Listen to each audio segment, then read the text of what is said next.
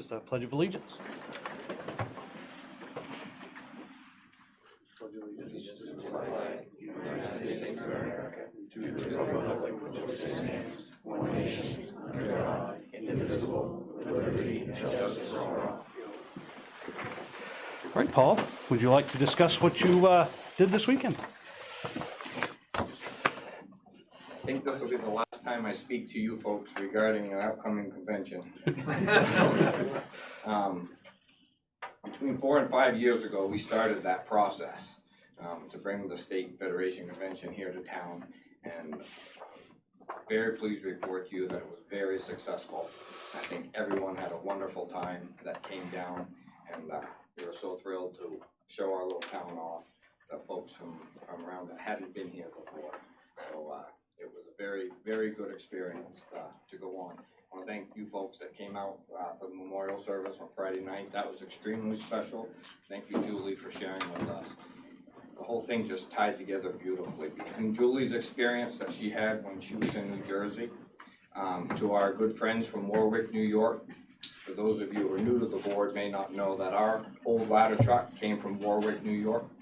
They bought it back from us when we retired it, and they came up for this celebration. The ladder truck couldn't come because it went back to New York City because of 9/11 for the memorial services there, but they came up. When they came up at our banquet, they presented us with this plaque. And one of the cool things that they did when they took it back, they were going to make it original back to Warwick, the way it was when they first had it. When they got up here and they spent time with us, we all became such good friends, and they were so impressed with how we cared for that truck that when they got it back, some of us went down to see it when they were ready to rededicate it. They left one half of it Waldoboro, and the other side they put back to Warwick. So for here on out, it'll have both on it. And on the front of the truck, it has the years of service in Warwick and the years of service in Waldoboro. And they presented us with a beautiful plaque at the banquet that has both sides on it. So maybe we'll hang it out here and you can see it for a while. It's out there. The other thing, the Federation honored our department with a plaque for putting on the whole convention. We had over 200 people at the banquet. We had 46 fire trucks that were registered for the parade on Saturday morning, and more showed up that didn't register. And we were up at the high school for the exhibits, and Sunday morning we did the muster is how we ended it. So it was a great weekend. There's a couple people I would like to thank, besides the ones I've already thanked, you folks and Julie, of course. One of the things they do is over the weekend they judge antique fire trucks. Well, these people are very fond of their trucks, and they don't leave them outside, so we needed a place to put them. And Johnny Daigle and his crew allowed us to use the Public Works garage.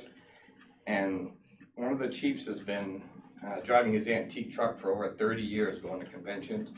And he came up to me and said it was the cleanest Public Works garage he had ever been in his 30 years. And I know that they worked very hard to get it ready. And they were so impressed, that made us look good. You know, that made what they did for us really made us look good. And we're very, very grateful to all the Public Works guys that put the effort in to help us with that. And the other person is Tanya Blodgett. She's really worked hard to put things together for us, help me with computer stuff that I just didn't have time or wasn't smart enough to figure out how to do. And when I was printing certificates on Saturday, printer stopped working. She came up from home to help me print them out the rest of the week. So the support from the whole crew here in town has just been wonderful, and I'm very grateful for it. So I just wanted to share that with you folks. So, and thank you for the support. Now for the real reason we're here tonight. This is the best part of my job. Whenever we welcome new firefighters into our department, it's not something that you can just show up and start doing. Obviously, there's a lot of training that goes into it. And they don't offer the courses maybe once, maybe twice a year. And some of these folks have joined our department and been here for quite a while. Due to COVID, they didn't have any classes. So finally, we got to the point where the college allowed us to do a class. We started it up and we did a Waldoboro mutual aid class. So folks from Warren, Cushing, Friendship, Owl's Head, and Bremen were here with us that took the class with us. But we had 5 folks from Waldeboro, from our department, that are now going from probationary firefighters to full-fledged firefighters. And I'm very proud of all of them and the work that they did to do this. The first person I'd like to start out, I'm gonna call them up, I'm gonna give them their certificates, and they can have a family member come up to pin their badge on them. And then I'm gonna give you your helmet, if you'll just go stand by that wall so we can get a picture before you sit down. The first person I wanna call up is Marie Searles. You may remember, for those who've been here a while, Marie has been through this class already. And when we offered this class, she came and asked if she could take it again. She had a good time doing it, and she wanted to improve her skills in doing it. And I said that absolutely, she could come ahead and join us again. So I'm very proud of her willingness and wanting to step up and to do that. So Marie, it's a great privilege. I present you with your certificate. And who's gonna pin your badge? Mike, step right over here. Yeah. You don't have to latch it, just put it on, she can fix it later.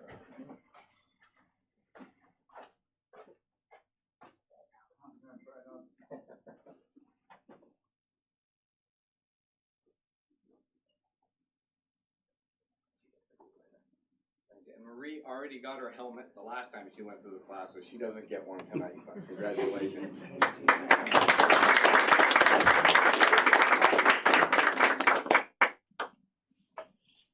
Dustin Campbell. Gonna pin your badge, Dustin. Right up.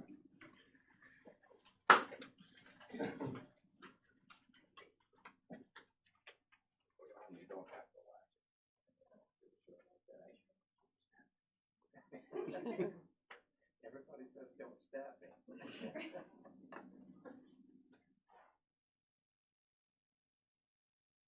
We should have pre-poked their new shirts. That's good.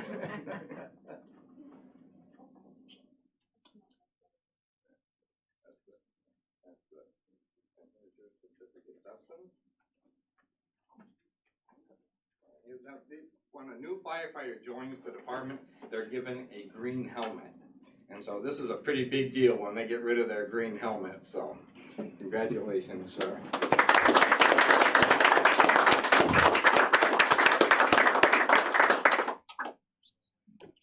Eli Johnson.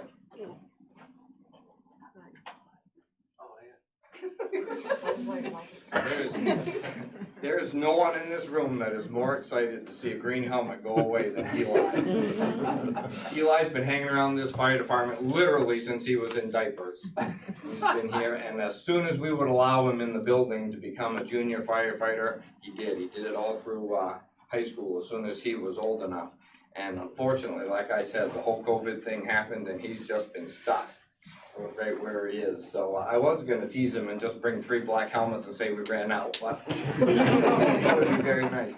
So who's going to pin your badge on? Ma'am. Your grandmother. All right, step right over here, please.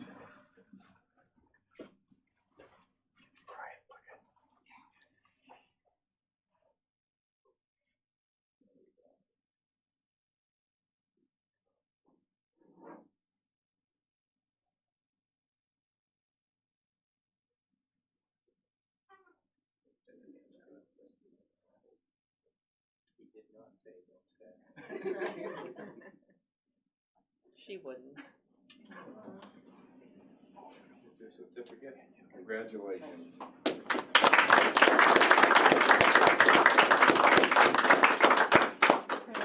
Patrick Mitchell. Go through your badge. So.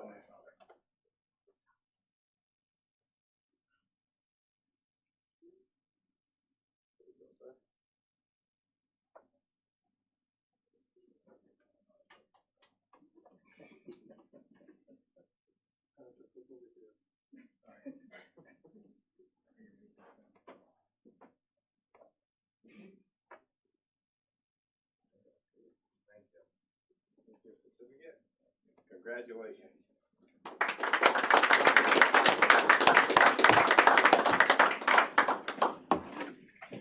Finally, Katie Staples. Saving the best for last.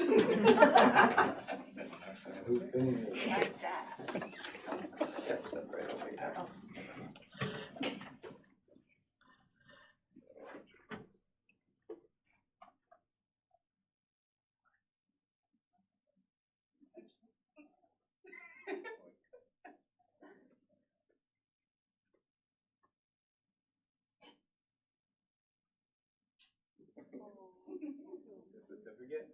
Congratulations.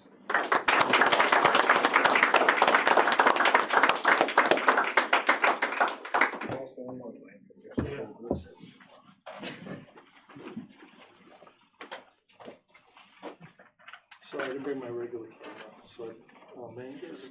Kyle is the official photographer of the Waldeboro Fire Department. There you go. Perfect. Can I say something? Go ahead. Can I say something? Yes, absolutely. I've got to say that it's a huge credit to Paul Smeltzer and the Waldeboro Fire Department to have attracted young people into the department. So many departments in Maine are having problems because they're getting old. And here you are with your group, and everybody's getting younger. I have to say, I'm really jealous. So, well done. How do you feel, Kyle, that you and I are getting younger? He I just gotta tell said you it. what. She's younger, I don't know about Yeah, I couldn't be more proud of this group. I want to especially say thank you to Derek Reed and to Gabe Cooley. They helped me teach the class. They were there every week, and we traveled around to the different departments, and they were always there every week helping do it. So I'm really glad that they could be here tonight and see these guys go through this. These folks, I call them kids. How did I get old enough that I started calling people kids? But they get together even on the off nights and practice and to do things so that their skills would be right up there. And I'm very proud of them. And we're very fortunate to have them in our town and our department. So thank you very much. Congratulations. Thank you.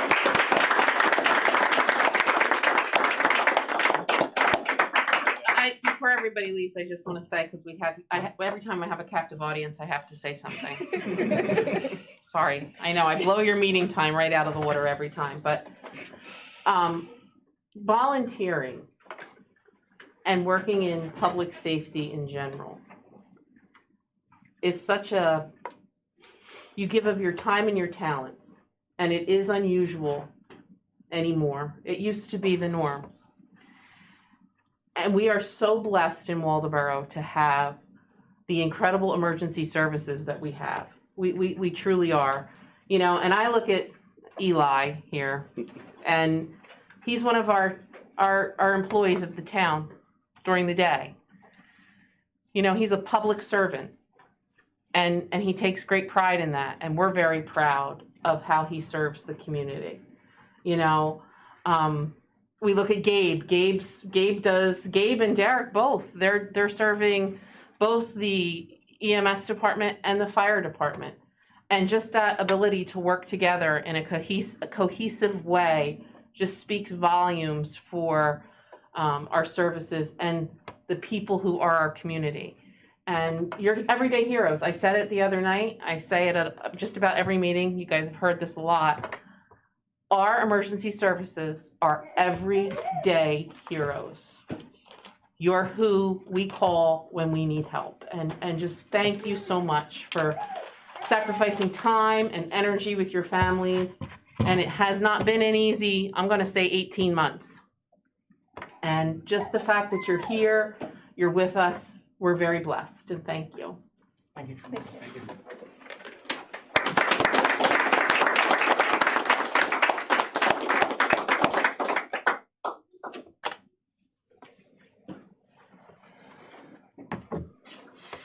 Shall we move on? Gonna open up a public hearing for the liquor license for the Waldeboro Public Library for Oktoberfest. Is there a second? I'll second that. Okay. Public comments. Do you want to speak, Kat? Sure, I'll just describe what Oktoberfest is all about. Yep, you probably have to come up to the lectern, please. Okay.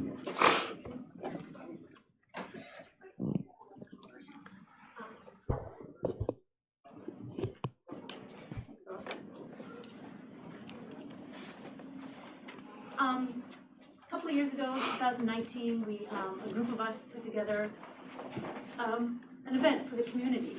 And we wanted to do it again in 2020, we couldn't, but we're trying to revive it for 2021. It's going to be on Saturday, October 2nd, with a rain date of the next day, 3rd, from 11 to 3. And we just want to celebrate Waldoboro's German heritage with a traditional Oktoberfest type celebration. We're hoping to have, or we are planning to have, lots of things to do. For the kids, we're going to have a puppet show, we're going to have sack races, we're going to have pumpkin decorating. For adults, we have some traditional German competitions, barrel race, a barrel roll race, a beer tray rally race where you carry a tray with 3 glasses of beer, and speed and spillage are what we take into consideration to determine the winners. And then there's a traditional Nagelbacken game where there's a stump or beam with 16 penny nails, and the competitors are given a cross peen hammer with a very narrow end, and you're supposed to drive those nails in the fewest strokes, blows possible. It's a lot of fun. And then we have a lot of standalone activities. There's going to be bocce and cornhole and ladder ball and a whole bunch of things. There's going to be cider pressing. There's going to be German food from Morse's sauerkraut. And then we're going to have a beer garden, and we're also going to have music. And so the beer garden is what we're here tonight to ask for a permit for. We're going to be serving 2 different kinds of beers from Odd Alewives, and it should just be a lot of fun. And I hope you all can come. So, Cool. if there are any questions. Where exactly is this being held? Right at Oh, the, sorry, Cider Hill Farm. at Cider, okay. Yeah. Yep. Cool, just so everybody knows, that's all. I know. It's right. So, cool. Does anybody else got any questions for Kat? Anybody else in the audience got anything? Well, I'd like to entertain a motion to close the public hearing. I so move. Oh, is there a second? I just want to point one more thing. It's admission is free for everyone. Cool. Any more discussion? All those in favor? Cool. Library is all set. Thank you. Have we acted on the liquor license? Nope, now we can. You're right. Would somebody like to make a motion to approve a liquor license for the public library? I Waldoboro make Public- that motion. Is there a second? Second. Any discussion? Hearing none? All those in favor? Now you're set. Thank you. Sounds like fun. Adjustments to the agenda. I hear you have some. I can do it in my manager's report. Okay. Bob, do you have any? No. Okay. Nobody else? Okay. Citizens' comments. Come on, somebody's got to say something here. Ruben, Is where are you, Ruben? Ruben? How's everyone's day? Don Daigle's here. Look at him. Well, I guess select board comments. Bob, do you have anything today? Yeah, I have a few. Okay. On Monday, they had their first class, a dancing class for over 60s at the Waldo. I just want to remind people that it's there every Monday and encourage them to go. At the library, you can now go to the library and look at something like 70 works of art, from carving bowls that were done to weavings to paintings. There's a whole variety of things that will be put up for an online auction. But you have an opportunity to look at the stuff in person. And then on the 25th, the actual online auction will begin. And I encourage you to go down and have a look. There's some really, really good works down there. People have been put on a lot of effort to make things available for the auction, and they're all very interesting to look at. Valdemar Scove has a new business called Blackbird Locksmith in town. If you get locked out of your house, he'll get you in. And he does lots of other things as well. And you may have noticed the post on Facebook. This is something I'm going to take up with the library. In Denmark, they have something called the Human Library, and I've never heard of that before. You can borrow a person instead of a book and talk to them about your life story for 30 minutes. And it's a great way to get to know people, to let people get to know you, and to obviously discuss issues that you have on your mind, personal or otherwise. And, sorry, I'm just going down the list here. That's all I've got. Okay, Thank cool. you. Colonel? I don't have anything. Jan? Well, I had a couple things. First, I want to thank Paul and the fire department for the memorial they did on Friday night. It was touching. It was very nice, and you know, the bagpipe music always. It's very nice. And the next day was the parade, and I thought, well, I'm going to support that parade, and the parade comes to me, so no reason not to. So, but then I said, now, fire engines. How many fire engines can I listen to? Could I listen to 46 or more? I'm thinking, I'm not sure, but I'm going to be there for a little bit anyway. So I sat on the bumper of my car, because they come to me, and thinking, oh, there go our guys. And I have to tell you, there was a transformation as all of those trucks went by. They were the friendliest people. They stuck their heads out. Everybody waved. Everyone waved. Little kids in the trucks, everybody. And they talked. So I'm sitting there and they're saying, oh, thank you for having us. You know, and I'm waving and they're saying, thanks for the great weather. I said, we do our best. I should have given that to Paul, you know, the credit. Another guy pointed to, I have an Oktoberfest sign on my yard. Guy said, oh, I'm gonna be back. And a lot of people read that sign. But they were the nicest and friendliest people that I said, I'm sitting here, I'm gonna wait till the very end. And I enjoyed every bit of it. And it made me feel like, and that community feeling, you know, that nice being proud of your community. And all of these people who are visiting are happy to be there and they're kind. And it was just it was very nice. So I was gonna go right in and write you a note, but I didn't. So anyway, what's Add that? to that, Jan, at the banquet, the president of the federation said the exact same thing you just said in reverse. He stood up at the banquet and he told everyone how welcoming the citizens of Waldoboro were. And that whole length of that parade route, people were on their lawns with flags. They had signs saying, thank you, firefighters, the whole way. So your comments about the firefighters, I hope you realize they said it right back to Yep. you. They literally said. Well, it works. When you're nice to people, they're usually nice back. It's not funny how that happens. But anyway, thank you for that. And then it made me think community, because I've been looking into age-friendly community, which is more than age-friendly. It's all age-friendly. And I had just been reading some of this, and then we had this event that made me think of community. So, you know, we're looking at it, seeing what we can do in Waldoboro, and the little overview here said that what makes a community age-friendly? Outdoor spaces and buildings, transportation, housing, social participation, respect and social inclusion, work and civic engagement, communication and information, community, and health services. And we have a lot of those, and we can tweak some of those.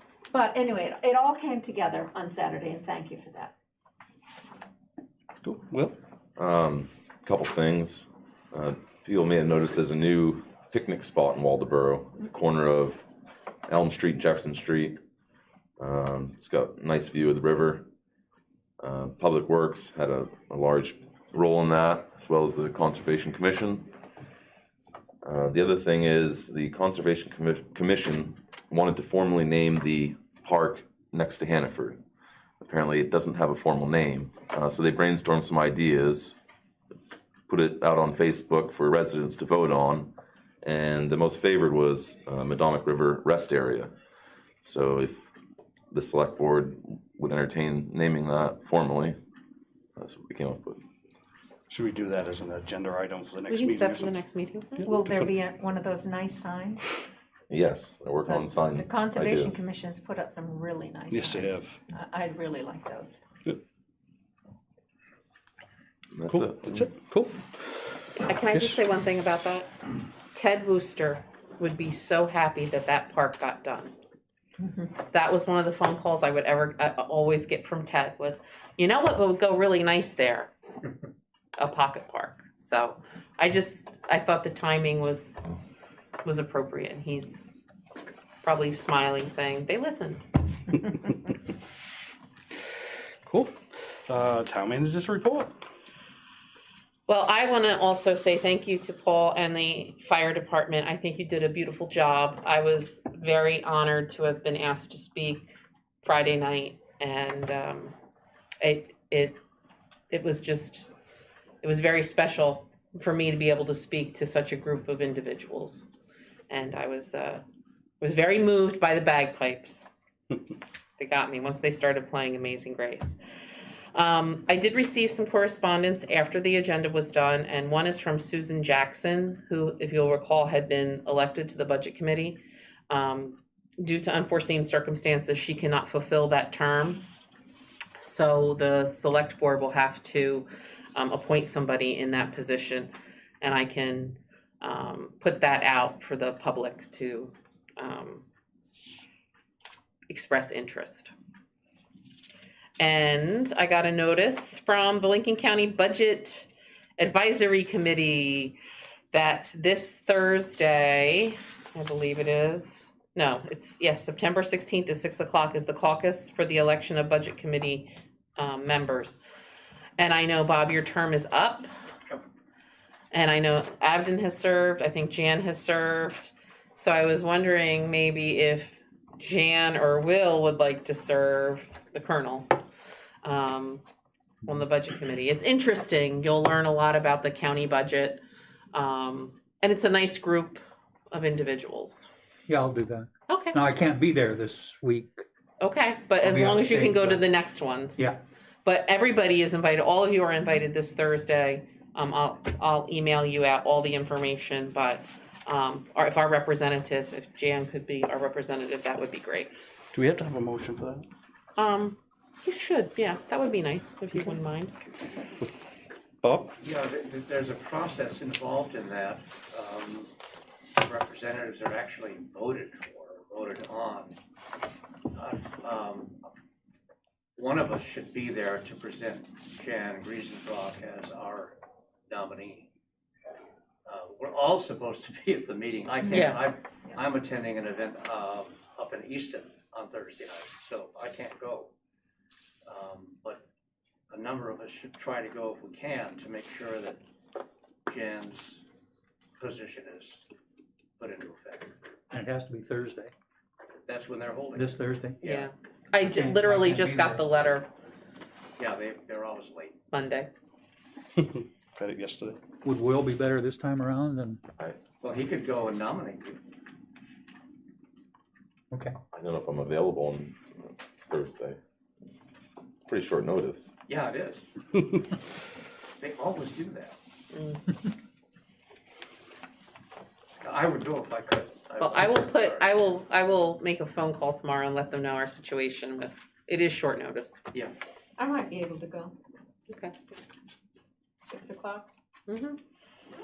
But I can also let them know that we'd like to nominate Mhm. Jan Griesenbach. Okay. Very good. That's solution. Is that all for you? That's all for me. Would somebody like to make a motion to approve the consent calendar? I move that we approve the consent calendar as presented here. Is there a second? Second. Any discussion? Any correspondence? None? All those in favor? Okay. New business. Set the date for the public hearing on general assistance ordinance. Yes. Daryl needs to have this, we do this every year. Mhm. If we could do it on the 26th of well, actually, we have time if we do it October 12th. It's the first meeting in October. Yes.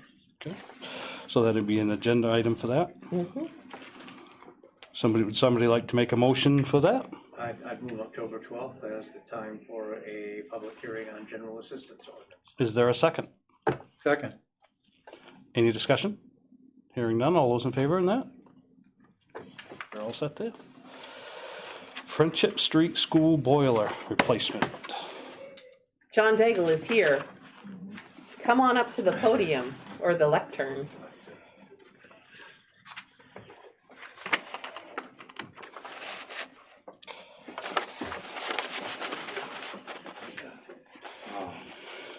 Furnace at Friendship Street School is bad, it's cracked, we can't run it anymore. Tried to find the cheapest way out of it, so we asked for a couple prices, a couple different types of furnaces. The cheapest one is a steam furnace, same as what's in there. That's $22,000.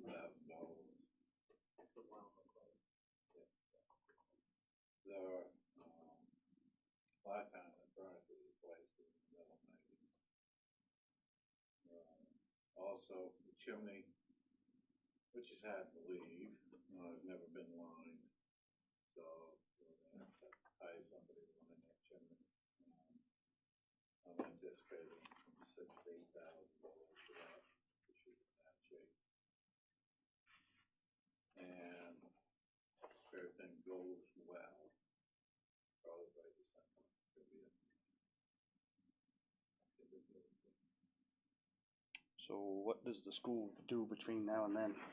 Well, currently, due to a staffing shortage, they are learning remotely. So, okay, so that won't affect them then. No, and I've kept them up to date on it the entire time. Where does this money gonna come from? We have money in the capital reserve for the building. For the building, okay. Yeah. So we just have to approve this? And John's recommendation is, I believe, Midcoast, correct? Yep. $22,100, is it? If we approve up to 30,000 for the lining and the boiler, would that cover us? I'd make that motion. Is there a second? Second. Is there any more discussion? Have they looked at, did you look at heat pumps or anything like that? Or Heat pumps, talked about heat pumps, this building, 6,000 square feet. So we'd have to turn around and dig up the playground, put in some geothermal in there. It would cost us. I was just curious if you looked into it. I mean, they worked good here, right? No, John, we looked at everything. Yeah. I mean, we really did. John and Will and I had a conversation. I know Richard, I even met with the one heating contractor. Yep. Cool. Any more discussion? Hearing none, all those in favor? Good. Cool.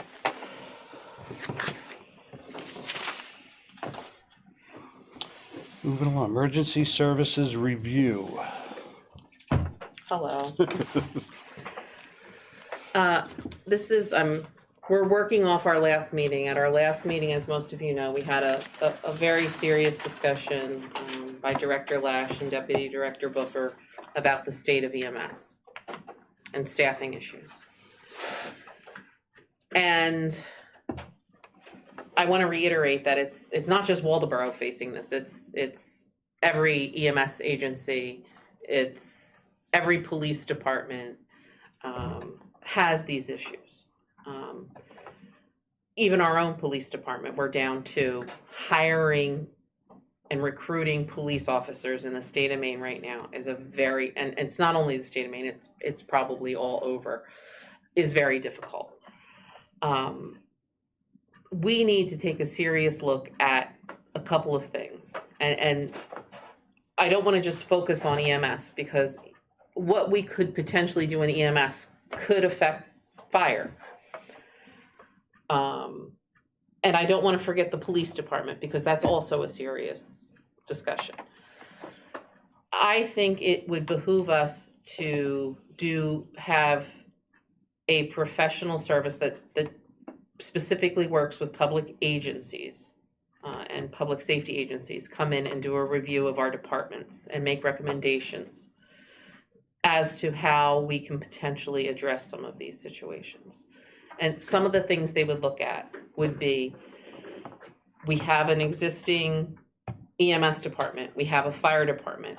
Should those, and I'm not saying this is the way to go or this isn't the way to go, but should those services be combined? What would a budget look like that? What would a budget for that look like? What would the staffing look like for that? Police, what should those schedules look like? Should we go to 12s? Should we be at 10? Should we be at 8s? What's the staffing level for them? Same thing with the fire department. You know, what does that look like? What does all of this look like? And it's not that I don't think that we couldn't compile this information, because I think there's information we could compile and help with this. But I think that there's people who do this for a living who can look at it and give us a report at the end that makes sense. We are facing I'm going to call it a crisis in staffing. And it's, again, I'm not saying it's just Waldoboro. It's not just Waldoboro. You can talk to other communities that are having the same issues. Whether the vaccine mandate was in place or not, we're still having staffing issues. In the police department, we all tend to rob from each other. You know, in EMS, we essentially do the same thing. You know, we're constantly stealing each other's employees, or we're sharing employees. What is the best way to handle this? And this is long term. This isn't going to solve our issue in 2 weeks, but it gives us a path forward, and it's going to let us know prior to this next budget cycle, what does our future look like? What should our future look like? And it makes it a very transparent process that the department heads and the employees in these departments can be involved in. And when I sit here, and I don't care what the politics of vaccination or the arguments for or against vaccination are, my problem with that becomes we still have to answer calls. We still have to have people to answer calls. And that's what we're facing right now. And we tried to get that message out. I think at our last meeting, the Lincoln County News did a great article on it, talking about it. But we can't manufacture EMTs, paramedics, certified firefighters, or certified police officers. We just can't. You know, I can't go out and get more of them tomorrow. It doesn't matter how much money I pay them. You can't, there's only a certain pool, and we have to think about going forward, how do we attract people? How do we retain people? What are some things we can do? I mean, we all have ideas. You know, John Lash and I have talked about it. Richard Lash and I have talked about it. Paul and I have talked about it. Kyle and I have talked about it. You know, Peg and I we all talk about it. We all have ideas. I think having a professional come in does a couple of things. One, it's an outside person coming in, or firm. It might not just be one person coming in and looking at us. And some of the things, and I've been through this process twice in my career, and sometimes it makes people mad, because you have somebody coming in and being completely honest with you and saying, you know, this would be a better way to do this, or why do you do it that way? We are at the point where we have to be open, and I think, Jan, you said it best at the last meeting, to out of the box ideas and really try, what can we do? Like I said, we're not alone in this. I just want to be at the forefront saying, we're prepared moving forward. And some of these discussions are going to be difficult discussions. And some of it comes with some baggage. You know, I mean, I keep hearing, well, when the EMS service started, we were promised that it would be profitable. You know, it's a public service. It's not intended to make money. It's a public service. And it's a service that our residents have gotten used to. We might have to have the difficult conversation. And at the last meeting, I had invited Jefferson and Friendship, who both have contracts with us that receive EMS services from us.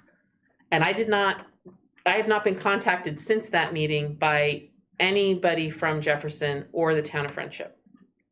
But we are serious conversations. I think they should look at the model for those contracts. And the question is, should we even keep those contracts? And that's a hard conversation to have. They've depended on us. But we're at the point where we have to have these serious discussions. What should those contracts look like? Should we continue to have those contracts? You know, we have to put Waldoboro first because we're the town of Waldoboro. And we have to look at ourselves. We have to look inward and say, what do we do well? What don't we do so well? How can we fix this? How can we be the leader that leads us into the future? I don't want to play catch up. I don't want to wait.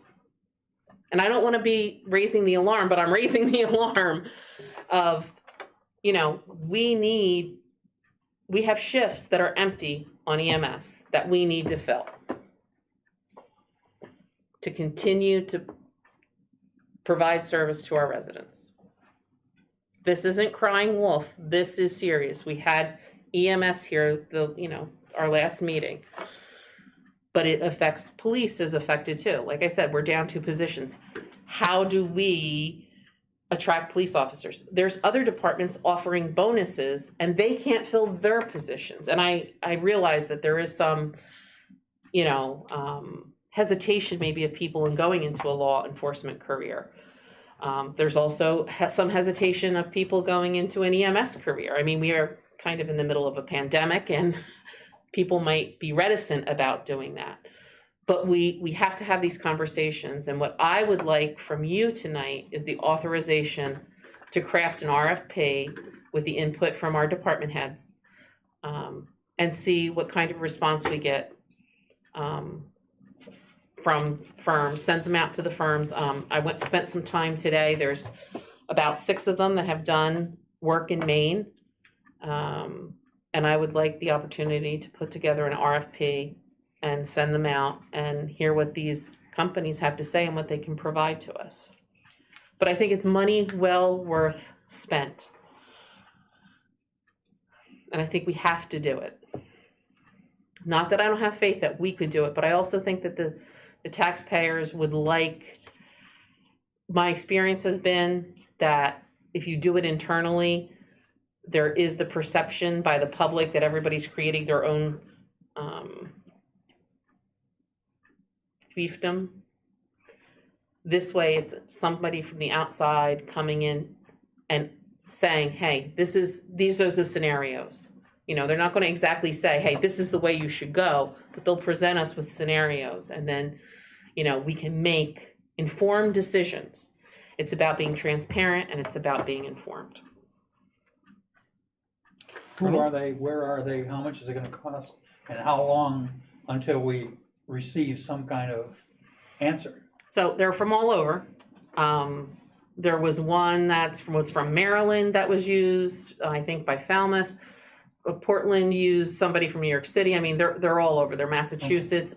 I did not find one that was Maine-based, but I know that the Maine fire chiefs, I believe, have a company they use, and I think Maine EMS might have a company that they use. I don't know about the police, but if we put together an RFP, it would be sent out through advertisement on the MMA and to the ones that we have seen, be used.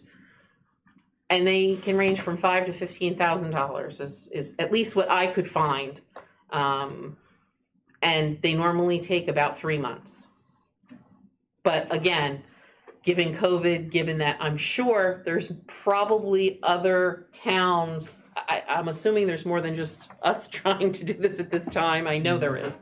So I don't know what the time frame would be, but I would like to have it started and completed before we adopt next year's budget. Fair enough. I guess I got one question. How many people do you have on your roster, Paul? We have 24. 24? How many of them do you think would jump over and do dual duties? Well, not most. Quite a few of them have at this point. I think more may do that. The problem we're running into right now is that when they're over there on shift, now they're not available for us. So that's how it's affecting us. When Julie says it's, you know, this one affects that one, and It even affects we're around. all connected. But if they're doing the same thing, fire and EMS at the same time, And and we're all we've- fall into scheduling and training, and it would all have to be part of the whole. well, I'm just curious, because we've also discussed putting more full-time people on. How many of your people in the fire department would potentially go full-time as fire EMS instead of having their regular job, so they're available all the time? I think you said at the last meeting, Abden, you know, I mean, Julie said it tonight, you know, and I agree. I don't believe that this is necessarily a money issue. No, I believe that this is a pool of people issue. Yep. and that's why I'm reaching out to the fire department, because you've got a huge pool. But we have a lot of people on the mid-coast, including this department, that leave Waldeboro or drive through Waldeboro to go to a job where they are a firefighter, EMT, where they can do both. Yep. They drive right through here. We've got a couple on our department that do that currently. But if they had a potential for a full-time job here, they may leave a job that they part-time to do this and that. I don't want to make any promises, but I would anticipate that would be attractive to. Yep. And that might not be, and again, that might not be the Right, solution. Right, but I'm just We would asking have if to- there's even a And I sense will- of a pool to even draw from the fire department for the EMS. And I want to point out too, it's not just fire and EMS. Public Works has also offered up some of their employees to help Yeah. with this. And I mean, I have to say, I'm so proud. I really am so proud of Public Works, fire, police, EMS, my office staff, really trying to come together and come up with solutions, and really the amount of help each department head has given and support that they've given, especially to Richard right now. You know, it's just, for somebody who came in to this 4 years ago and saw some of the angst amongst departments, what we have right now is a total turnaround, and the support that each of the department heads gives each other and the departments give each other. I am so, if I got hit by a bus tomorrow, I would want it on my tombstone that Waldeboro's department heads work together in concert towards a common goal, and the camaraderie that now exists, it is one of my most proud accomplishments as a town manager. We just have such a great group of employees that stand by each other and really try to make it work. And what's going on in EMS right now, I mean, everybody, I had John Daigle in my office today. I had Kyle in my office today. I had Paul in my office briefly last week. You know, I had Richard in my office, John Lash, all working together to try to figure out how can we help each other. And that just speaks volumes for the public servants that we have. And I'm very proud. But you're right, those are the things. And actually, polling, in one study that I was part of, polling current employees was part of the review process. You know, and some went in to figure out so far as where do all of these licensed people live? And there was some polling done with that too. So we'll figure out some of this through this process. And we'll have a better idea of the cost too, Colonel, when the RFPs were to come back. But I want the department heads to participate in that RFP process and the development of it. Cool. Anybody else get any more questions? I think it's a good idea. Yeah, Paul. Paul? I totally support Julie. I trust Julie. and I'm behind her in this process. I've been working on this for a long time, and when this is done, I'm assuming it's a suggestion that they make and that we're not just gonna, It's a suggestion, and I think that the processes I have been involved in was before it goes to the select board, it goes to the department heads. Because there's gonna be things that internally you're just gonna know, and, you know, like you've experienced, John's experienced. And then that goes to the, you know, they're gonna take your feedback. It might be tweaked, it might not. Their recommendations will be there, and that will be reviewed by, you know, the select board. This has to be a collaborative process, you know, and if we're gonna make significant changes in how we conduct our business, we're gonna want the public to be well-informed, it to be very transparent, very open, and we want them to buy in. You know, we wanna know what the public thinks, you know. They've been, you know, I can speak about when I chose to look for property and a place to live in Maine. For me, coming from whence I came, having police, fire, EMS was extremely important to me. A full service community was extremely important.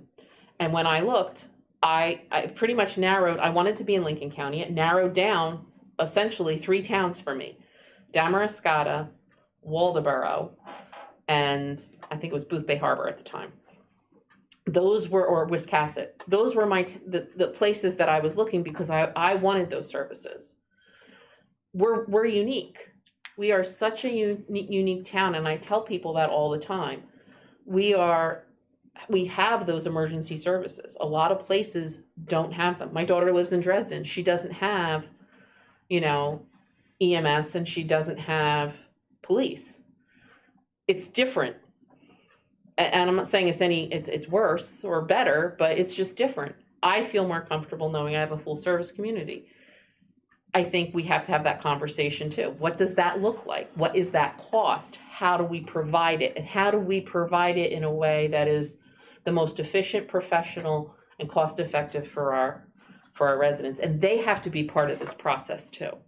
So we also had community meetings where community members could come out and tell us what their thoughts were and their concerns. So like I said, it's not going to be a 2-week fix. It's a long process, and we can determine what kind of report we want. So what kind of information do we want in that? And the RFP will typically be answered. You meet with the final 3 that you narrow it down to, and then you have an opportunity to even ask questions. So it's not going to be a quick. and you're confident we can do this before our budget?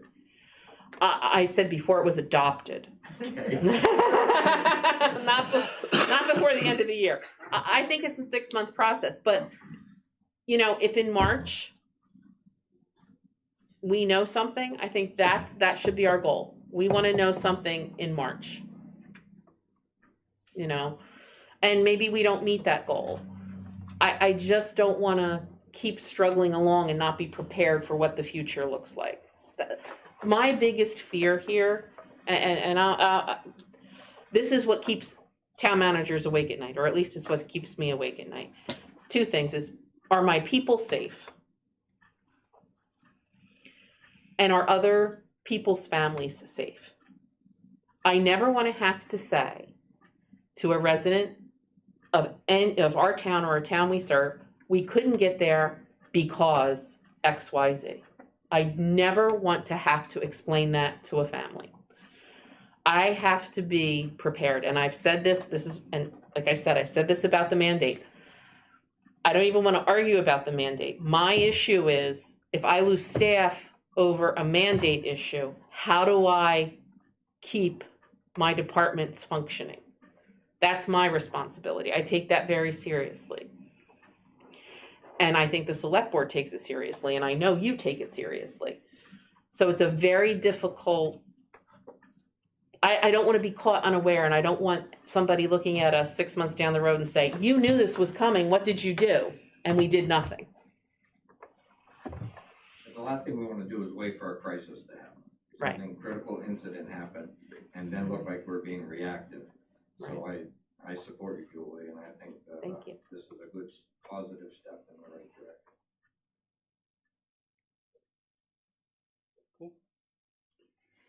So, does anybody else get any questions? I'd make a motion to authorize the town manager to, in collaboration with the department heads concerned, put together an RFP to analyze our emergency response services, fire, police, and EMS. Do I hear a second? Any more discussion? Hearing none, all those in favor? All set. Oh, I no just- old business? I just have to say one more thing. I have them all captive. Public Works, I they feel need for you, trust me. no, Public Works needs a shout out. That pocket park looks great. And this summer, Public Works has really been very visible. They have been doing a lot of work. And we're getting a lot of compliments about it. And I just, since I had John Daigle here, I wanted to say thank you. I know it's probably the first summer you've had a full complement in a long time, but there's been a lot of drainage put in, there's been a lot of special projects done, and it's noticed and it's appreciated.